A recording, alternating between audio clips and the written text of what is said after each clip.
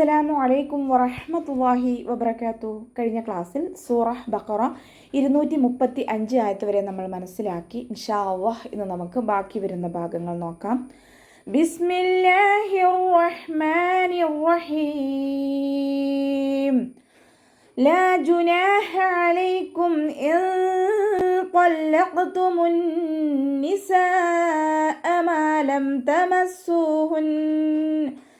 تمسوهن أو تفرضوا لهن فريضة ومتعوهن على الموسع قدره وعلى المقتر قدره متاعا بالمعروف حقا على المحسنين. لا جناح عليكم. ഒരു ആയത്തിൻ്റെ തുടക്കത്തിൽ തന്നെ ശ്രദ്ധയുള്ള അക്ഷരം വന്നു കഴിഞ്ഞാൽ നമ്മൾ ആ അക്ഷരത്തിന് കനം കൊടുക്കാതെ ഓതിക്കൊടുക്കുക കേട്ടോ. ശ്രദ്ധ വരുമ്പോൾ നമ്മൾ രണ്ടക്ഷരങ്ങൾ ഉച്ചരിക്കുന്ന കനം കൊടുക്കേണ്ടേ, പക്ഷേ ആയത്തിൻ്റെ തുടക്കത്തിൽ വരുമ്പോൾ അതിനെ ശ്രദ്ധ കൊടുക്കാതെ ഓതാനായിട്ട് ശ്രദ്ധിക്കുക. ജുനാഹ അലൈക്കും, നൂനിൻ്റെ കൂടെ അലിഫ് മദ് വന്നു, 2 കൗണ്ട് നീട്ടി കൊടുക്കുക. ഹ അക്ഷരത്തിൻ്റെ സൗണ്ടിനെ തൊണ്ടയുടെ മധ്യഭാഗത്ത് തന്നെ കൊണ്ടുവരിക കേട്ടോ. ഹ എന്നുള്ള അക്ഷരത്തിൻ്റെ സൗണ്ടായി പോവരുത്. അയനിൻ്റെ സൗണ്ടിനെ തൊണ്ടയുടെ മധ്യഭാഗത്ത് തന്നെ കൊണ്ടുവരിക. ഹംസയുടെ സൗണ്ടുമായി പോകാൻ ചാൻസ് ഉള്ള ഒരു അക്ഷരമാണ്, അതൊന്ന് ശ്രദ്ധിക്കുക.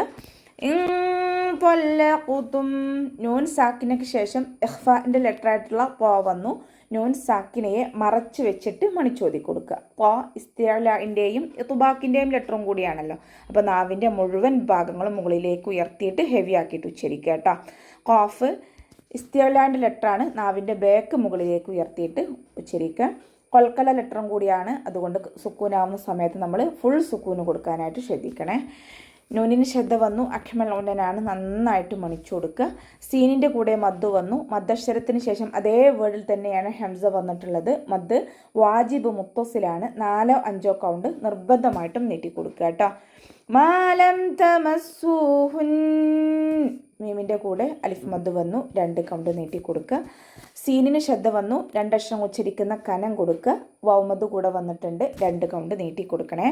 നൂനിന് ശ്രദ്ധ, അഖ്മൽ ഉന്നൻ നന്നായിട്ട് മണിക്കുക. ഔ തഫ്രിഗൂ ലഹുന്ന ഫരീള, വാവ് ഉച്ചരിക്കുന്ന സമയത്ത് ചുണ്ടുകളെ വട്ടത്തിൽ പിടിച്ചു കൊടുക്കുക. ഫ ലൈറ്റാക്കിയിട്ട് ഉച്ചരിക്കുക കേട്ടോ. നമ്മുടെ മേലെ മുൻപല്ലിൻ്റെ അറ്റം താഴെ ചുണ്ടിൻ്റെ ഉൾവശത്ത് നനഞ്ഞ ഭാഗത്താണ് വെക്കേണ്ടത്, ലൈറ്റാക്കിയിട്ട് ഉച്ചരിക്കുക. റോ കെസ്ര അതുകൊണ്ട് നമ്മൾ ലൈറ്റാക്കി കൊടുക്കുക. രീ എന്നുള്ള സൗണ്ട് കൊടുക്കുക കേട്ടോ. വാദ് ഇസ്തിഅലാഇൻ്റെയും ഇത്ബാക്കിൻ്റെയും ലെറ്ററാണ്, അപ്പോൾ നാവിൻ്റെ മുഴുവൻ ഭാഗങ്ങളും മുകളിലേക്ക് ഉയർത്തിയിട്ട് തഫ്ഈം ചെയ്യാം. ലഹുന്ന ഫരീള, നൂനിന് ശ്രദ്ധ വന്നു, അഖ്മൽ ഉന്നൻ നന്നായിട്ട് മണിച്ചു കൊടുക്കുക. ഫ ലൈറ്റാക്കുക, റോയെ ലൈറ്റാക്കുക കേട്ടോ. യാമദ് കൂടെ വന്നിട്ടുണ്ട്, 2 കൗണ്ട് നീട്ടി കൊടുക്കുക. വാദ് ഇസ്തിഅലാഇൻ്റെയും ഇത്ബാക്കിൻ്റെയും ലെറ്ററാണ്, അപ്പോൾ നാവിൻ്റെ മുഴുവൻ ഭാഗങ്ങളും മുകളിലേക്ക് ഉയർത്തിയിട്ട് തഫ്ഈം ചെയ്യുക.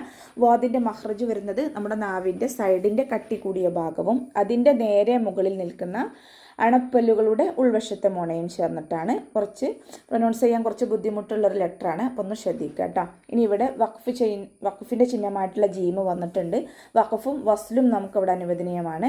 ഇനി താ മർബൂത്തയിൽ നമ്മൾ വഖഫ് ചെയ്യുമ്പോൾ ഹാ സുക്കൂനിൻ്റെ സൗണ്ട് കൊടുത്തിട്ടാണ് വഖഫ് ചെയ്യേണ്ടത്. ഫരീളത്ത് എന്ന് പറഞ്ഞിട്ട് വഖഫ് ചെയ്യരുത്, ഫരീള അതുപോലെ വഖഫ് ചെയ്യാം കേട്ടോ.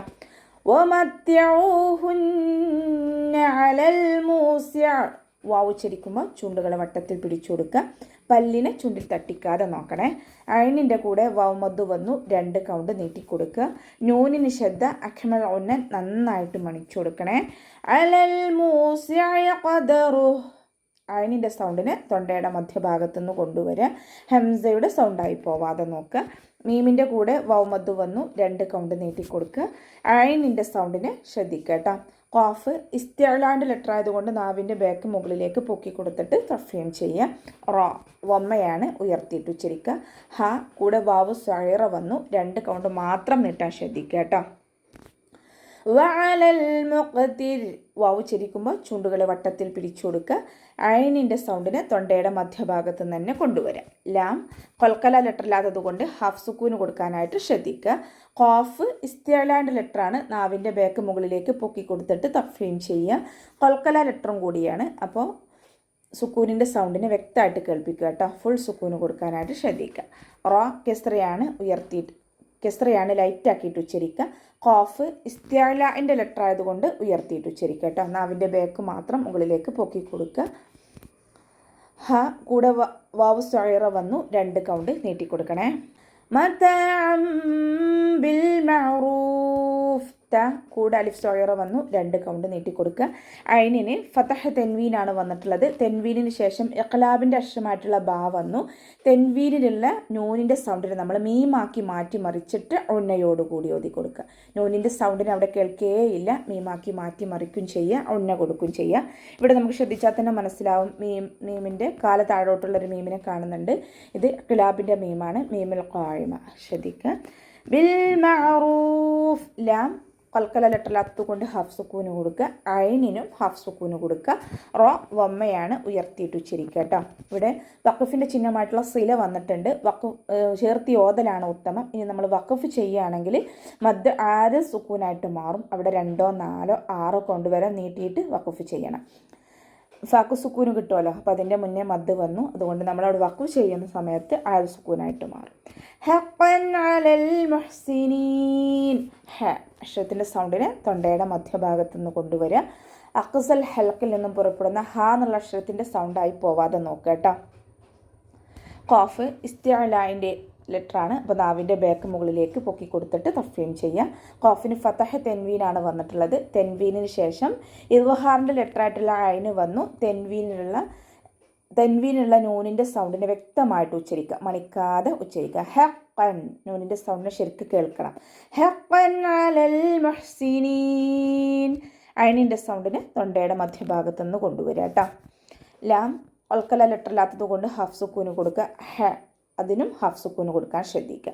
ഇനി അവസാനത്തിൽ മദ് 6 സുക്കൂനിൽ വഖഫ് ചെയ്യുമ്പോൾ 2, 4, 6 കൗണ്ട് വീതം നീട്ടി വഖഫ് ചെയ്യണേ.